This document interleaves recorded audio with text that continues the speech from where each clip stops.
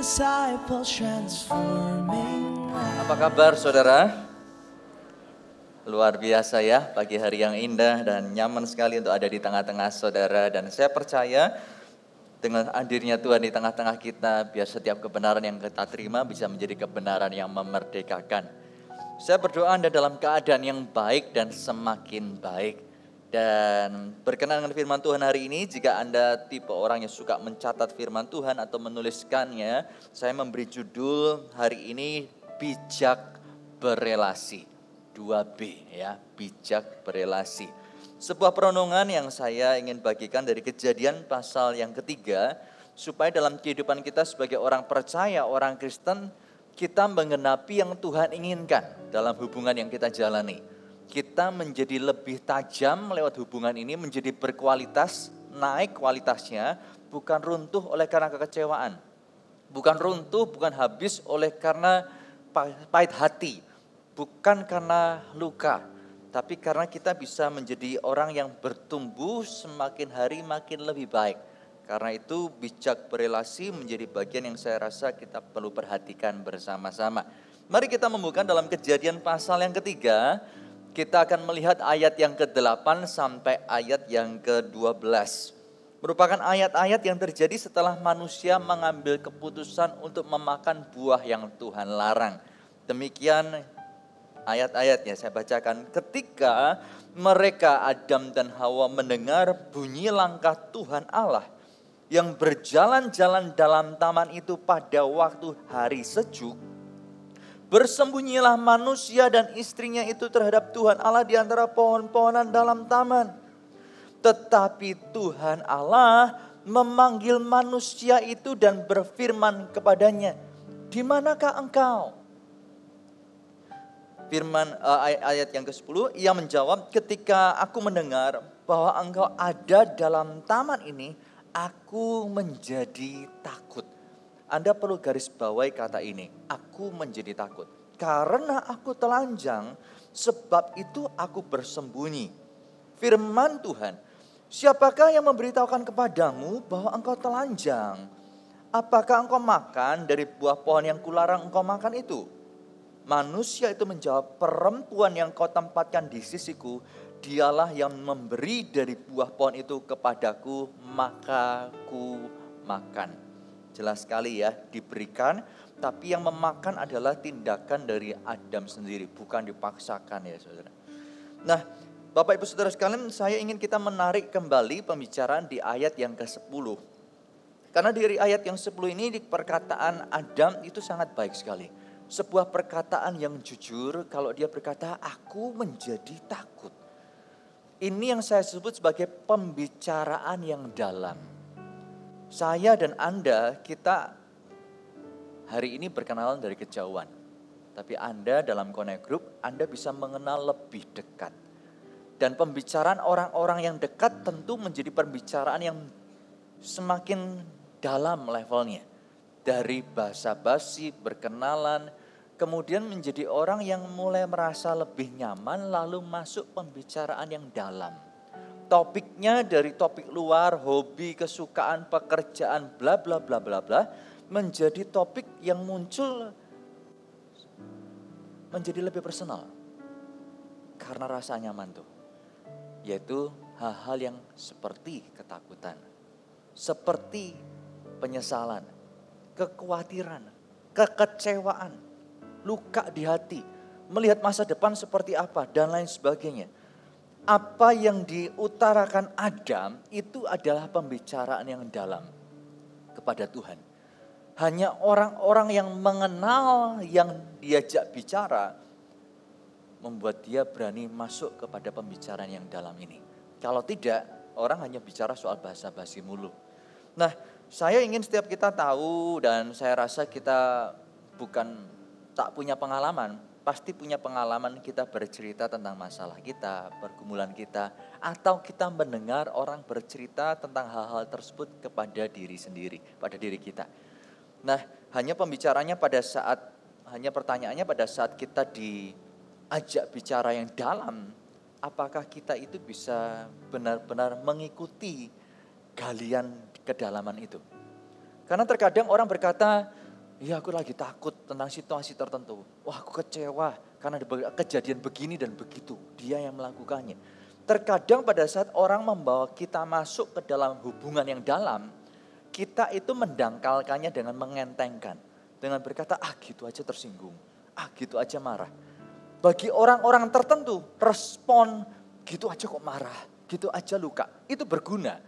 Kenapa? Karena mungkin dia baru mengalami kekecewaan, dia mengalami luka, dia baru sadar, kok gitu aja jadi marah, gitu aja jadi kecewa.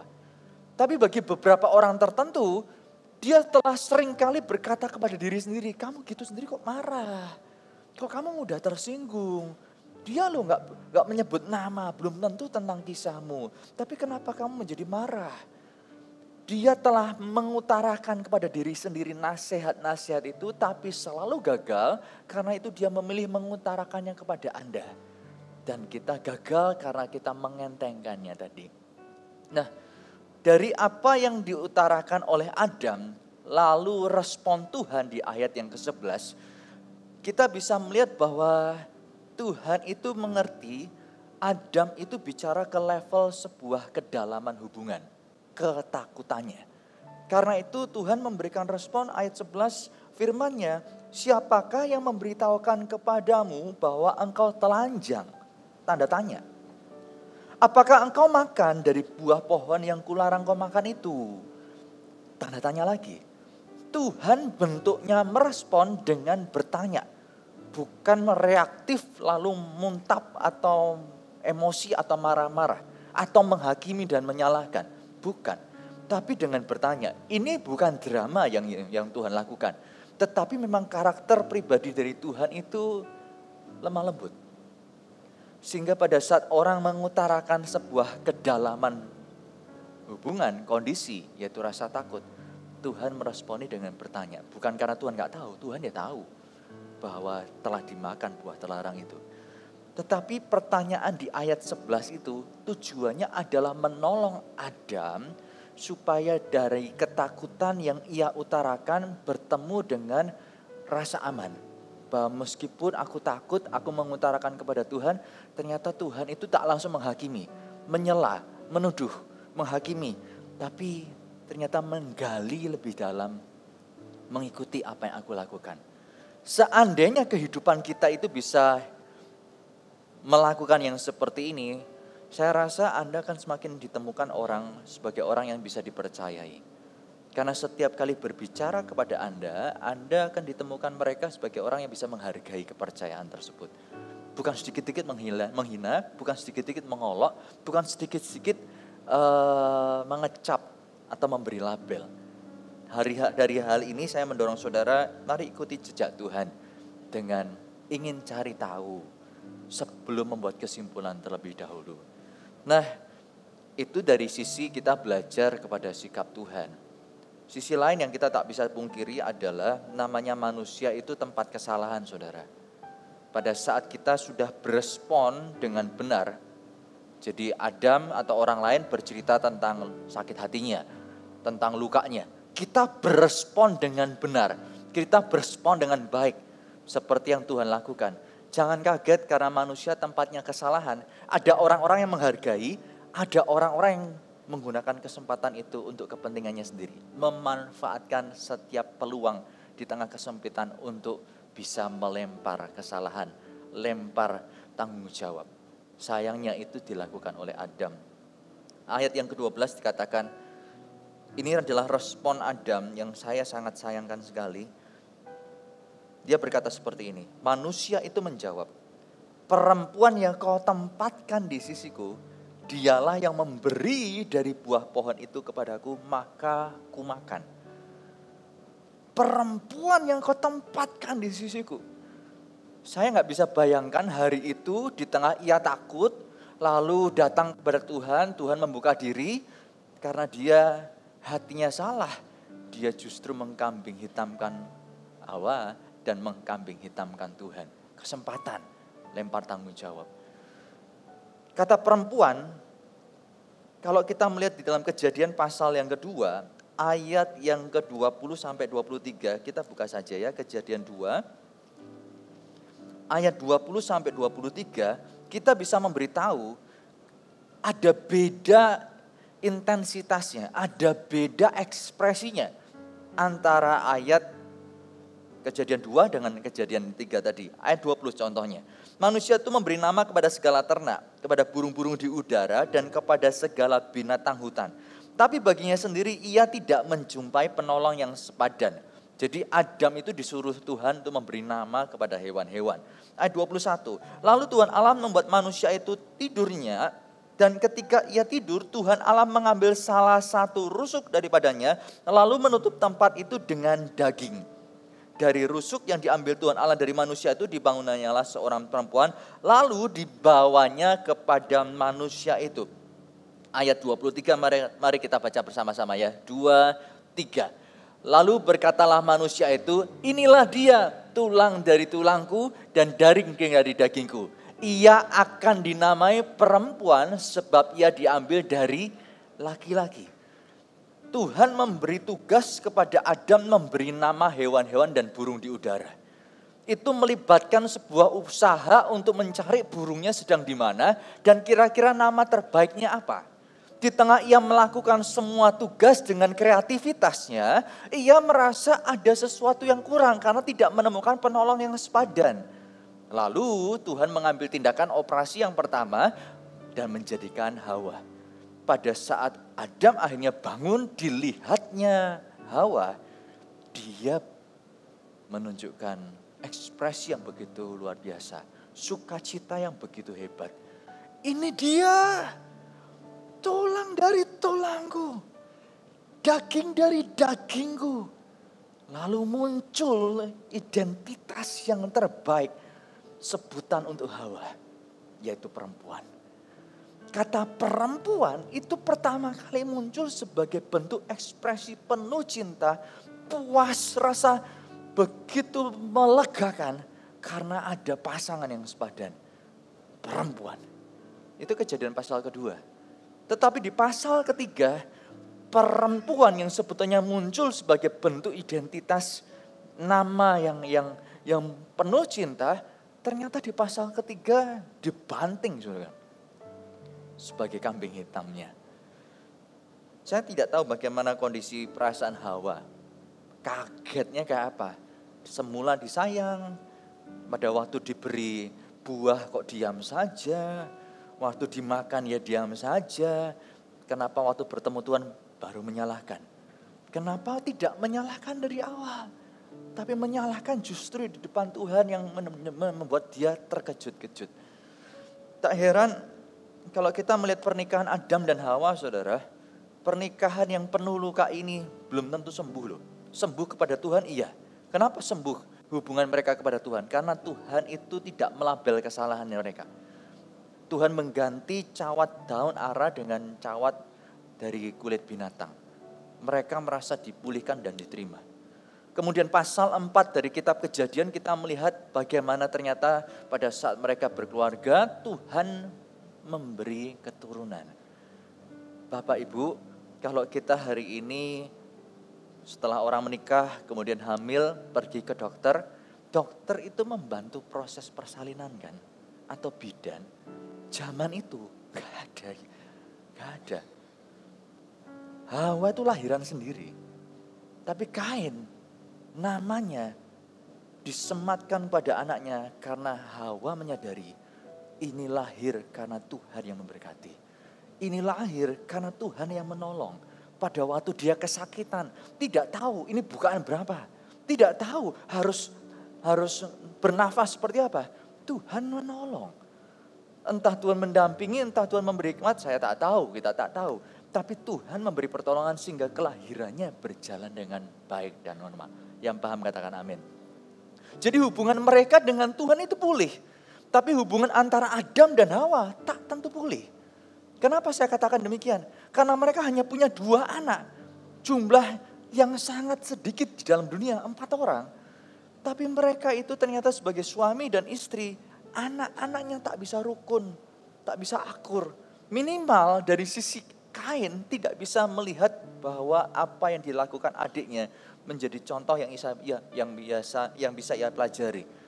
Kain tak bisa melihat kesuksesan adiknya menyenangkan hati Tuhan menjadi contoh teladan untuk dia koreksi diri. Bahkan dia bisa mengambil tindakan menghabisi nyawa adiknya. Jika suami dan istri rukun, benar-benar rukun, bukan hanya di depan orang baik-baik, tapi dalam hati juga harmonis, maka anak pun bisa merasakan keadaan itu.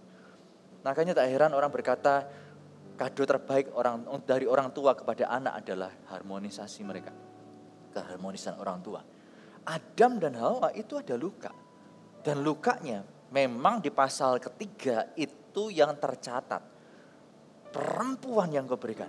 Itu terang-terangan. Tapi saya ingin Anda tahu bahwa apa yang dilakukan Adam di pasal ketiga dengan menunjuk wanita yang Tuhan beri ini sebagai sumber kesalahannya. Itu bukan kesalahan pertama, saudara. Bukan kesalahan pertama. Saya mau tunjukkan kepada Anda contoh kesalahan yang sebelumnya. Mari kita melihat di dalam kitab Kejadian. Kejadian pasal yang kedua.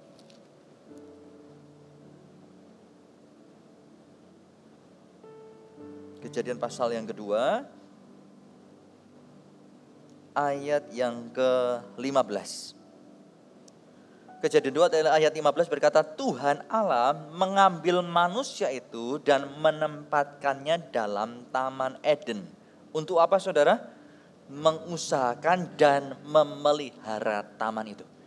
Mengusahakan dan memelihara taman.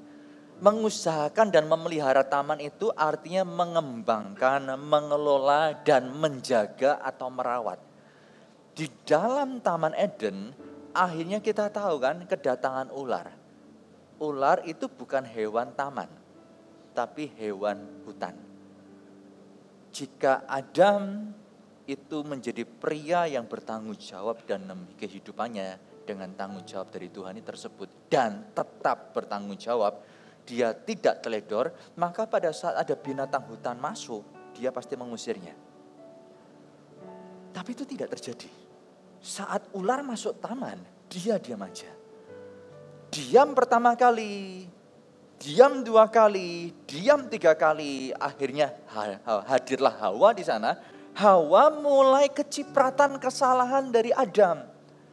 Adam membiarkan, Hawa belajar, oh ternyata nggak apa-apa ya.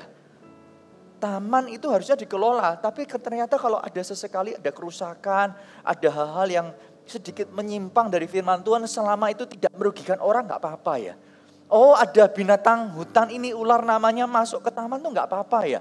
Nggak apa-apa, oh pelajaran yang diberikan oleh Adam merugikan Hawa. Sehingga pada saat semakin seringnya ular itu ada di tengah-tengah mereka, Hawa tidak bisa mengenali ini kawan atau lawan. Dari pihak ular tahu jelas-jelas Tuhan, Adam, Hawa itu musuh. Tapi pihak Adam dan Hawa, khususnya Hawa, tidak bisa mengenali. Dia mengerti Tuhan itu kawan, harus dihormati.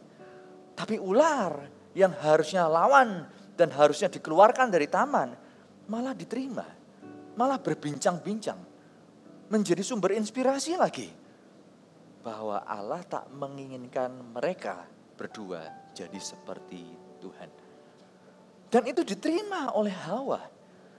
Itu kesalahan-kesalahan awal dari Adam. Jadi sebelum kesalahan besar terjadi, kesalahan-kesalahan awal itu ada. Bapak Ibu Saudara sekalian, dalam kehidupan kita, dari sini saya ingin kita memperhatikan bahwa ada orang-orang yang disebut Kristen, anak Tuhan, itu kelihatannya asli, tapi sebenarnya tidak. Karena itu pesan pertama yang saya ingin sampaikan kepada Anda untuk kita bijak berelasi adalah jangan naif. Katakan bersama-sama, jangan naif. Hanya karena ada banyak orang Kristen yang Anda kenal baik, tak tentu semuanya baik. Kalau Anda polos, lugu, dan karena menerima kebaikan dari orang Kristen sesama saudara yang seiman, lalu semua dianggap sama rata, Anda harus bersiap bahwa apa yang Anda tabur bisa berujung kepada kekagetan dan kekecewaan. Karena tidak sedikit orang Kristen itu terluka oleh orang Kristen sendiri. Nah Pak, bukan berarti setelah ini saya berkata pada Anda, curigalah kanan kiri. Jangan saudara. Bisa tengok kanan kiri dan katakan aku mengasihimu. Bukan berarti setelah ini curiga. Tapi mari kita menjadi bijak dan matang dalam mengenal sesama. Supaya kalau kita itu bertumbuh, kita bertumbuh dengan sehat. Bukan bertumbuh dalam keraguan-raguan. Di gereja ini kita mengerti bahwa kita tidak boleh naif. Ada orang-orang yang datang kepada Anda tujuannya memanfaatkan, ada. Kalau Anda menutup diri dari kenyataan itu, Anda yang rugi. Dan seringkali kita bisa menyalahkan semua orang Kristen, menyalahkan semua gereja, bahkan menyalahkan Tuhan. Padahal yang salah siapa? Salah kita. Karena itu jangan naif. Jangan naif. Untuk tidak naif, kita perlu belajar. Dan namanya belajar ada kalanya salah mengenali orang, gagal dan lain sebagainya. Karena itu kalau Anda bingung, jangan segan bertanya. Malu bertanya, sesat di jalan. Anda diam, akhirnya Anda terjebak dalam hubungan yang gak jelas dengan saudara seiman. Yang pertama, jangan naif. Yang kedua, jangan juga jadi pahit. Kalau memang ada orang-orang Kristen yang ternyata hidupnya tidak benar, meskipun di depannya baik, Anda jangan pahit. Anda jangan pahit. Amsal berkata, besi menajamkan besi. Orang menajamkan sesamanya.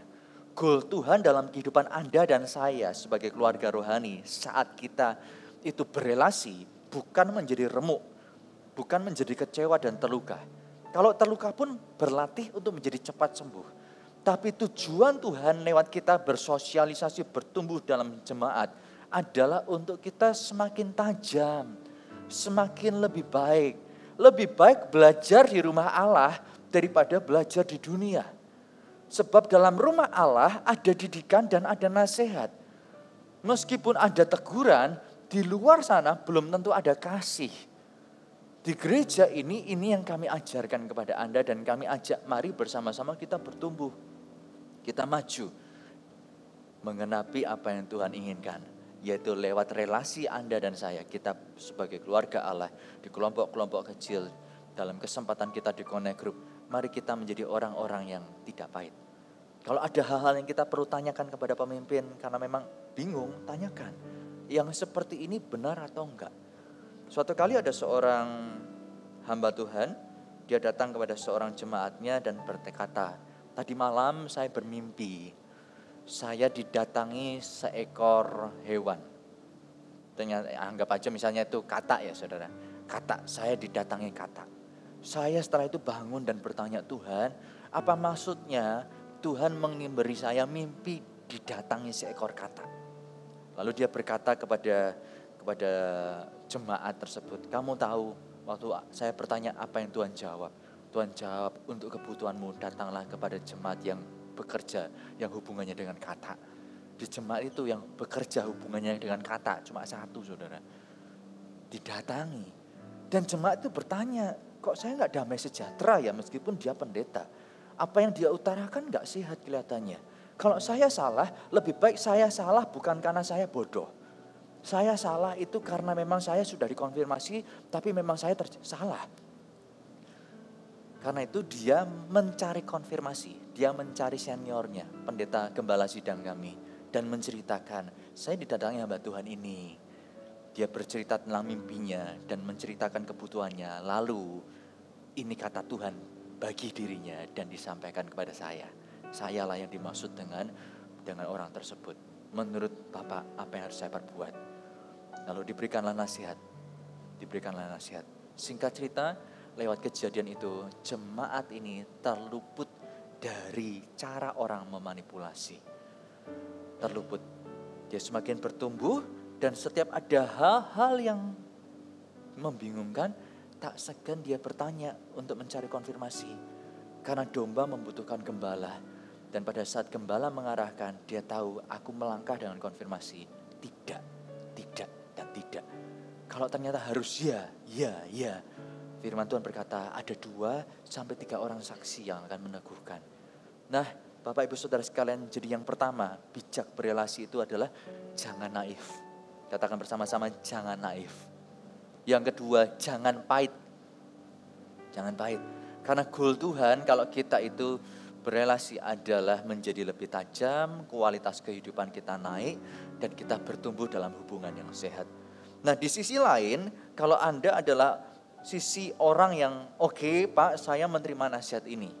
Tapi mungkin ada di antara Anda, saya tak tahu, saya bergumul untuk firman Tuhan hari ini dan hari ini harus berbicara kepada Anda. Sekiranya ternyata ada di antara Anda yang ternyata bukan dari sisi orang yang dipermainkan, tetapi mempermainkan. Anda yang menggunakan kesempatan dalam kesempitan untuk kepentingan Anda. Anda tipikalnya seperti Adam tadi. Anda berbuat, tapi waktu Anda diperhadapkan untuk mempertanggungjawabkan perbuatan Anda cari celah untuk lempar tanggung jawab itu kepada orang. Supaya Anda kelihatan tetap bersih, orang lain yang terima tanggungannya. Yang pertama saya mengingatkan kepada Anda bahwa mata Tuhan itu menjelajah seluruh bumi. Jika ada perbuatan anaknya yang seperti ini, nah Anda hari ini ada berada di tempat yang tepat. Sehingga melalui kebenaran firman Tuhan, Anda tidak masuk dalam kebahagiaan yang semu. Tapi Anda masuk dalam kebahagiaan yang sejati. Karena hari ini Anda memperhatikan apa yang harusnya Anda perbuat. Yang pertama, berubahlah. Katakan bersama-sama, berubahlah. Kenapa penting saudara untuk berubah? Kenapa penting itu berubah? Karena berlanjutnya kita dalam kesalahan, maka orang terdekat kita akan menjadi orang-orang pertama kali yang menerima pelajaran yang salah dari kita. Apakah Anda paham? Kita yang berbuat salah, kita beri pelajaran yang salah, orang sekitar kita menerima. Oh ternyata boleh begitu ya. Oh ternyata boleh begini ya. Dan itu salah. Itu yang tadi sudah saya sampaikan kepada Anda. Hawa itu menerima pelajaran-pelajaran yang salah. Sehingga tidak heran kalau kita melihat di dalam ayat yang ke-13. Kemudian berfirmanlah Tuhan Allah kepada perempuan itu. Apakah yang telah kau perbuat ini? Jawab perempuan itu persis seperti yang dilakukan Adam kepada dirinya. Dilanjutkan. Ular itu yang memperdaya aku. Maka aku makan. Kalau Adam berbuat benar, pelajaran hidup benar dilakukan, maka Hawa akan belajar pula mempraktekkan yang benar.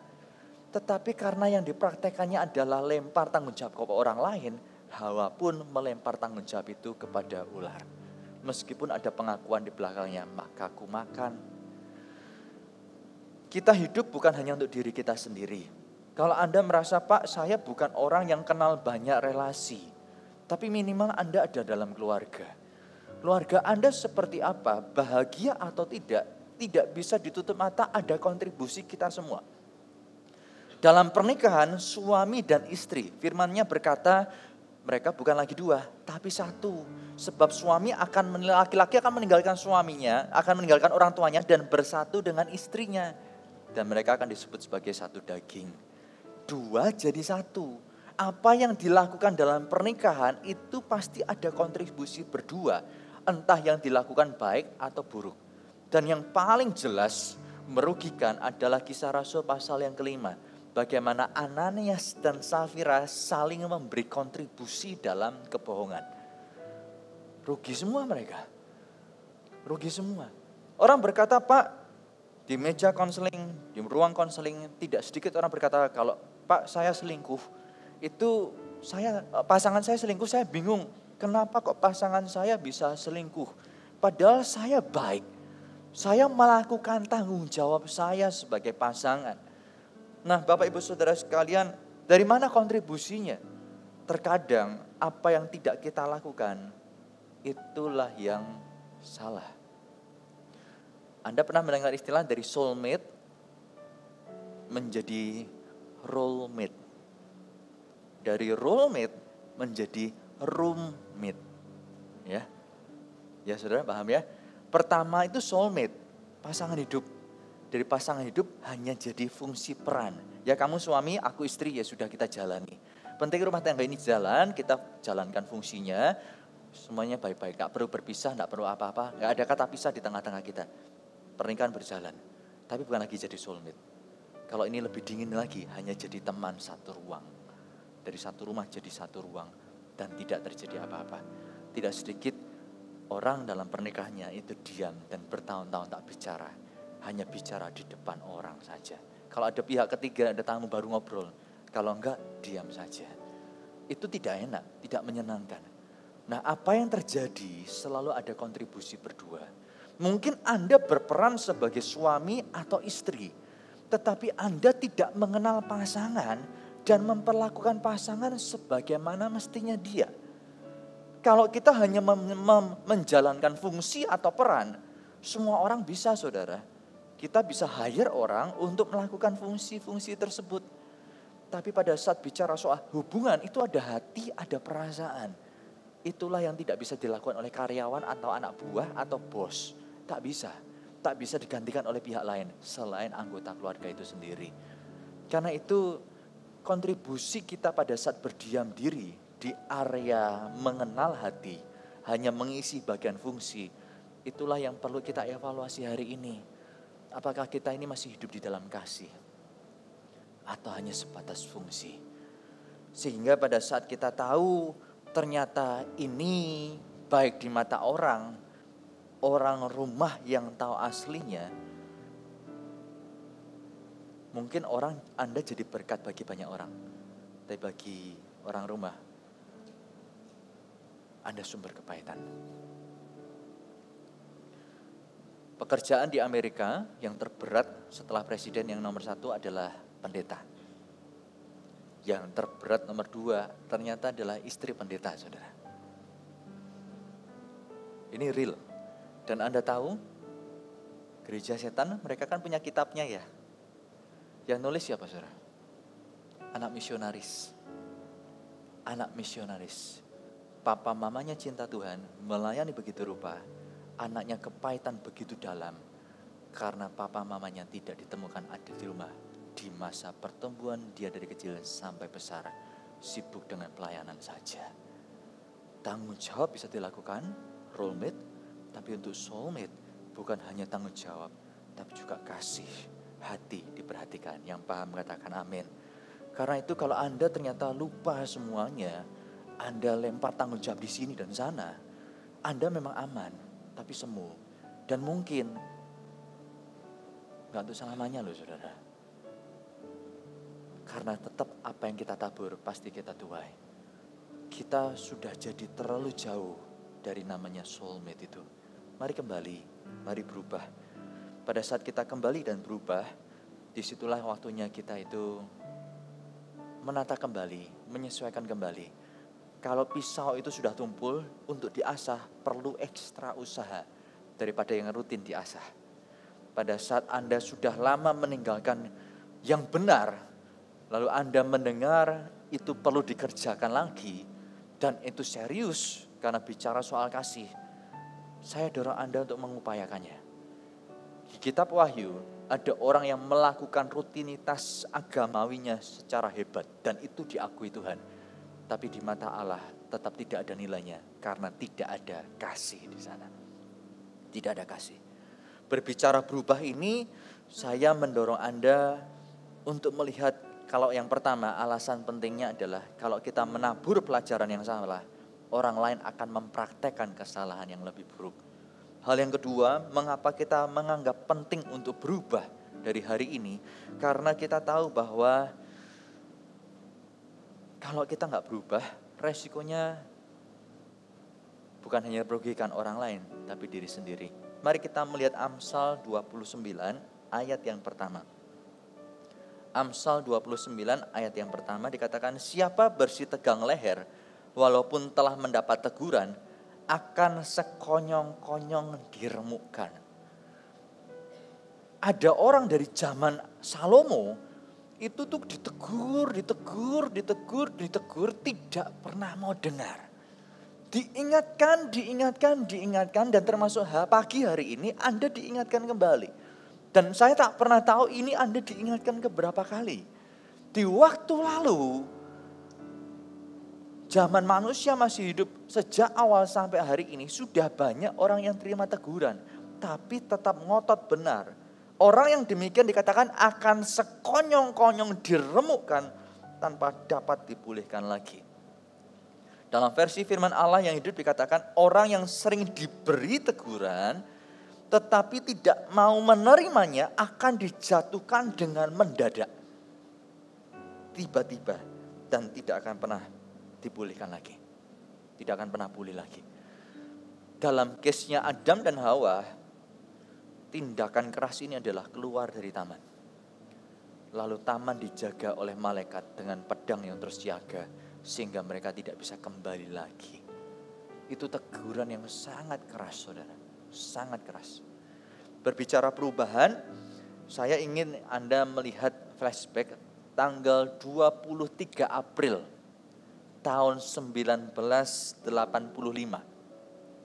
Sebuah momen di mana satu perusahaan minuman soda, Coca-Cola, mereka mengumumkan adanya rasa baru.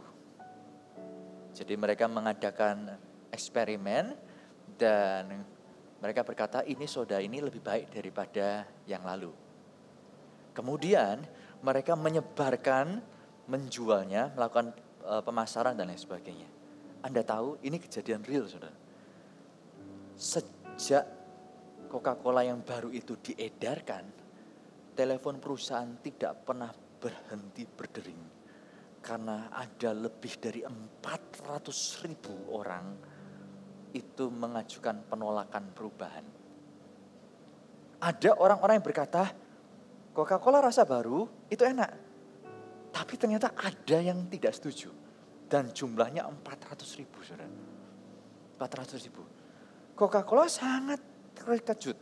Dan mereka bertanya-tanya bagaimana bisa masyarakat tidak menerima rasa baru ini.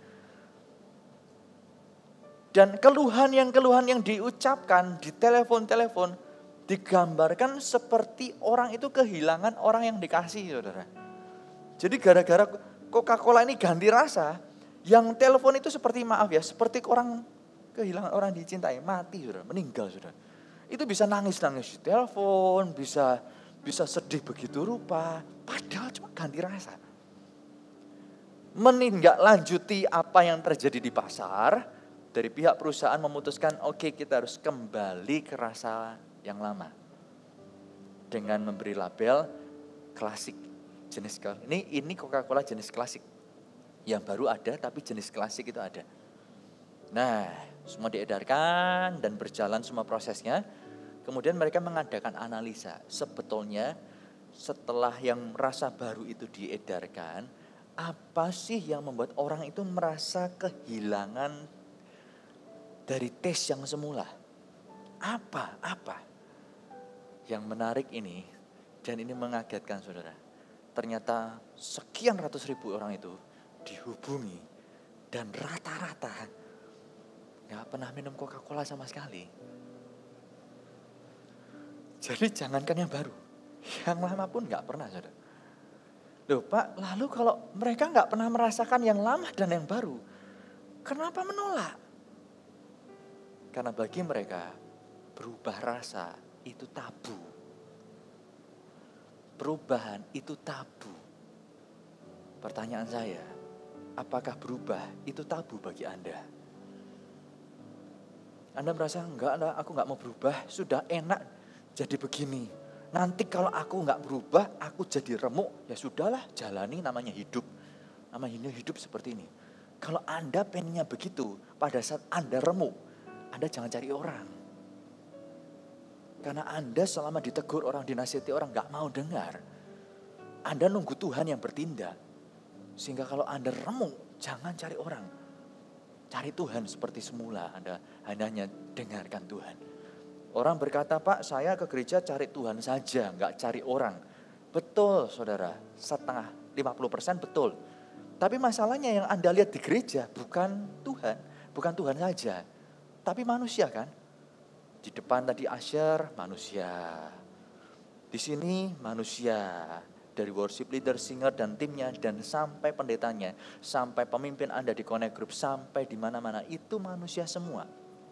Kalau Anda menolak mengakui manusia, hanya mengakui Tuhan, Anda benar setengah persen, 50% aja. Jadi kalau hanya benar 50% tetap nilainya kurang, tetap salah. Kita tuh tidak bisa menutup mata di gereja atau dimanapun kita lihat Tuhan dan lihat orang. Makanya berelasi ini penting saya bagikan untuk Anda. Dan jika Anda ternyata menjadi orang yang gak mau berubah, saya mau ingatkan selama perubahan itu Anda berkata tabu. Anda bukan orang pertama yang melakukannya. Ribuan orang sudah melakukannya. Dan tanpa alasan yang berguna. Selain ya gak sah aja air soda ini ganti rasa, gak sah. Ada sampai nangis-nangis supaya kembali ke rasa awal, saudara. Bapak ibu saudara sekalian, selama ada kesempatan untuk berubah, mari gunakan untuk berubah. Adaptasilah hal-hal yang sehat. Untuk Anda berubah, Anda perlu punya goal. Aku berubahnya kemana? Berubahlah ke hal-hal yang sehat. Beradaptasilah terhadap hal-hal yang sehat. Tahun 2009, The Best of Asia itu menyatakan Jakarta sebagai tempat atau sebagai kota yang paling efektif untuk melatih orang sabar. The Best of Asia tahun 2009. Kenapa menyatakan seperti itu? Karena kemacetannya, saudara. Saya tahun 2005 masuk ke Jakarta pertama kali untuk melayani juga. Pada waktu pelayanan saya kaget-kaget, waktu itu lagi dengan kawan kita pergi naik kendaraan untuk ke Jakarta Pusat. Pada waktu naik kendaraan perjalanan pulang kantor, saya pikir ini orang naik motor atau mau perang sih. Siapa cepat dia dapat. Kalau mau sabar, sampai kapan? Nggak sampai rumah ini.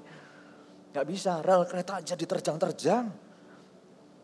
Rambu-rambu diterjang-terjang, mau ngalah sampai kapan? Itu mengagetkan di awal. Tapi setelah biasa, ya beradaptasi juga. Bapak ibu saudara sekalian, pada saat kita mau berubah itu susahnya di awal. Adaptasi awalnya. Tapi kalau Anda tetap memutuskan untuk berada di jalur yang benar, Anda cepat atau lambat akan bisa menjadi orang yang sukses pula, meninggalkan hidup lama Anda, menjadi orang yang menjalani dalam sikap hidup yang baru. Ya paham, katakan amin. The Best of Asia berkata Jakarta tempat mendidik orang paling sabar karena kemacetan. Tapi kenyataannya orang yang sudah adaptasi dalam kemacetan Jakarta pulang ke rumah tak bisa marah-marah, tak bisa maki-maki. Kenapa? Karena statementnya tidak sepenuhnya benar. Karena itu Bapak Ibu Saudara sekalian dalam kehidupan kita, kalau kita menjadi orang yang mau berubah, statement lengkapnya adalah berubahlah dengan beradaptasi tentang hal-hal yang benar. Lakukan hal-hal yang benar. Jelas hal-hal yang benar itu adalah hal-hal yang sesuai dengan firman Tuhan. Firman Tuhan. Tapi tak bisa ditutup mata. Melakukan hal yang kita suka itu lebih mudah daripada melakukan hal yang harus kita lakukan. Betul ya saudara? Melakukan hal yang kita suka gampang, gak usah disuruh kita rajin. Meskipun itu hal yang salah. Tapi kalau kita itu melakukan hal yang harus kita lakukan seperti kebenaran, itu menantang. Itu menantang. Nah saya ingin Anda tahu dari sisi Tuhan tidak lepas tangan. Tuhan tahu nature kita di dalam dosa itu lebih suka melakukan yang enak daripada melakukan yang menantang. Meskipun yang menantang ini upahnya lebih baik. Tapi dari sana ke sini itu butuh berubah. Mari kita melihat ayatnya di dalam kitab Matius. Matius pasal 11 ayat yang ke-28 sampai ayat yang ke-29. Ajakan juru selamat. Ajakan Tuhan. Ayat 28, marilah kepadaku semua yang letih lesu dan berbeban berat. Aku akan memberikan kelegaan kepadamu. Kita itu saat berjalan dengan cara hidup yang salah, cara hidup yang lama, memang akan enak. Karena gak nuntut untuk kita berubah-ubah. Tapi masalah juga akan tetap sebesar itu, bahkan lebih buruk ke depan. Kita bisa menjadi orang yang butuh kelegaan, karena beban kita berat. Pada saat Tuhan menunjukkan jalan ke sana loh berubahnya, dia memberikan panduannya di ayat ke-29, pikulah kuk yang kupasang dan belajarlah padaku, karena aku lemah lembut dan rendah hati, dan jiwamu akan mendapat ketenangan. Saya ulangi, pikulah kuk yang kupasang dan belajarlah padaku, karena aku lemah lembut dan rendah hati, dan jiwamu akan mendapat ketenangan. Dalam kita berubah menjalani adaptasi tentang hal-hal yang sehat, kita itu diberitahu kita tidak sendiri. Melakukan yang harus kita lakukan, Tuhan berkata ada kuk yang diberikan. Kuk itu adalah sebuah kayu yang ditaruh kepada sepasang lembu atau sapi. Sepasang diberi satu kuk supaya beban berat ditanggung bersama sehingga pekerjaan jadi lebih ringan. Tuhan itu memberitahu kepada kita adalah merendahkan diri sampai berkata, kalau kamu, Beni dan setiap jemaat, kita itu digambarkan seperti sapi, maka Tuhan adalah sapi yang kedua. Kita pikul kuk yang sama, kerjakan proses perubahan ini. Bersamaku, mengikut langkahku, mengikut jalanku. Meskipun itu keluar dari zona nyamanmu, itu enak jalannya. Ujungnya juga selamat, ujungnya juga kebaikan. Karena itu kalau kita berkata, memang Pak melakukan hal yang harus kita lakukan itu susah. Saya mau kasih tahu kabar baik kepada Anda. Anda dan saya tidak sendirian melakukan perubahan bersama dengan Tuhan. Karena itu saya mendorong Anda, jangan jauh-jauh dari Tuhan. Dekat-dekatlah dengan Tuhan. Saya mendorong Anda, mari miliki waktu bersaat teduh dengan Tuhan. Miliki waktu untuk mendekat kepada Tuhan dengan pujian dan penyembahan. Mendekat kepada Tuhan dengan mendekat membaca serta merenungkan firman Tuhan. Orang berkata memiliki pandangan yang disebut produktif itu berarti adalah bekerja keras. Semua diupayakan untuk melakukan pekerjaan itu secara penuh waktu. Tapi pandangan yang lain berkata yang disebut dengan produktivitas bukan karena kita menghabiskan satu waktu penuh untuk melakukan satu perkara. Tapi kita juga balance di sisi sini dan di sisi sana. Ada waktu yang kita pakai untuk bekerja, ada waktu yang dipakai untuk merenung, ada dipakai waktu untuk beristirahat, ada waktu yang dipakai untuk fun. Saudara, orang saja bisa berkata yang seimbang ini jauh lebih efektif daripada yang pertama. Yang saya mau angkat kepada Anda, jika hari ini Anda selalu berkata, saya lupa, saya dihubungi oleh siapa. Ada orang berkata, Pak, saya belakangan itu sangat berantakan kehidupannya. Saya pelayan Tuhan, hidup saya berantakan. Waktu saya habis untuk bekerja di sini dan sana dan lain sebagainya. Menurut Bapak apa yang harus saya lakukan? Saya memberi nasihat ini, jadilah seimbang dalam kehidupanmu. Untuk berubah ke jalur yang benar, bukan fokus melakukan yang benar saja, tetapi mulai libatkan keseimbangan dalam kehidupan Anda. Bukan berarti setelah ini karena mendengar nasihat mendekat kepada Tuhan, Anda 24 jam hanya berdoa dan menyembah Tuhan, baca Alkitab, tentu tidak. Tetapi dari waktu-waktu Anda sibuk melakukan ini dan itu, mulai sisipkan jam-jam doa Anda. Mulai sisipkan waktu memuji dan menyembah. Mungkin waktu Anda pergi sendiri, waktu Anda sendiri di rumah, ambillah waktu yang selama waktu-waktu sebelumnya tak pernah menyanyi menyembah Tuhan. Mulailah angkat suara Anda untuk menyembah Tuhan. Jika perkara sulit itu sulit untuk kita lakukan, perkara ringan itulah yang harus kita perbuat. Jika menuju puncak tempat kemuliaan Tuhan itu berada, Tuhan sediakan anak tangga. Misalnya tangga ini 5 meter, saya bertanya kepada Anda, jika kita diberi tangga 5 meter tingginya untuk naik ke atas dan mengalami apa yang baik yang Tuhan berikan, pertanyaan saya, lebih mudah mana? Memiliki tangga dengan 3 anak tangga saja, bagian awal, tengah, dan atas, atau jenis tangga yang kedua, anak tangganya per 20 cm. Menurut Anda lebih mudah yang mana? Pertama atau yang kedua? Kedua. Kenapa? Karena setiap anak tangga yang haleluya, ya. Iya, Saudara. Panggilan ya, Saudara. Setiap anak tangga di mana kita itu menapak sekian puluh senti, 10 senti, 10 senti, 20 senti, 20 senti, 30 senti, 30 senti. Kelihatannya ringan. Pak, masa menyediakan waktu supaya hidup itu seimbang, supaya Tuhan punya ruang lebih lebar sebagai pemimpin dan raja dalam hidupku, bisa dimulai dengan menyisipkan waktu berdoa dan mencari wajah Tuhan. Mulai menyisipkan waktu di waktu sendiri menyembah Tuhan. Ya, itu anak tangganya, saudara. Itu anak tangganya. Kalau Anda punya waktu, sediakan waktu secara khusus, mungkin 15 menit pertama setiap hari Anda. Setiap Anda yang melakukannya, nanti pada waktu Anda setia, Anda tahu ternyata 15 menit itu rasanya kurang. Karena kebutuhan akan Tuhan itu jauh lebih besar.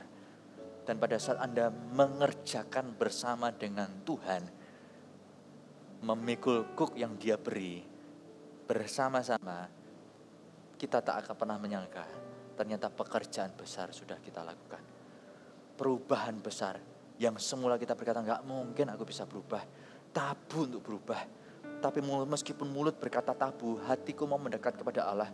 Jam doaku, aku bingung bagaimana cara memulainya. Ini waktu aku sendiri, aku mau menyembah Tuhan. Aku mau memuji Tuhan, aku mau belajar berpuasa.